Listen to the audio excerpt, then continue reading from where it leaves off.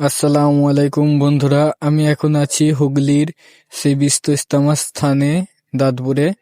তো এখানে দেখতেই পাচ্ছ পিছনে এই যে ক্যাম্প করা হয়েছে। সামনে কোথায় এরিয়া কোথায় মোড়ো কোনো কিছু বোঝা যাচ্ছে না। তো এই যে সামনে ক্যাম্প আছে, ক্যান্টিন আছে, আর এইখানে ইজতেমাটা হবে। তোমরা দেখতেই পাচ্ছ এই যে এরিয়া, এর কোনো শেষ নেই, কোথায় শেষ আছে কিছু বোঝা যাচ্ছে না। আর এই যে পিছনে অনেক পুলিশের গাড়ি আছে, সব দলে দলে লোক আসছে বিশ্ব ইজতেমাতে। সেই ফাঁকে কিছু ভিডিও করে দিচ্ছি আমি। এই যে সামনে উত্তর 24 পরগনার একটা ক্যান্টিন আছে, বোঝাচ্ছে না, অনেকটা দূরে। তো দেখতেই পাচ্ছ তোমরা কত বড় এরিয়া নিয়ে টেরে ইজতেমাটা হচ্ছে।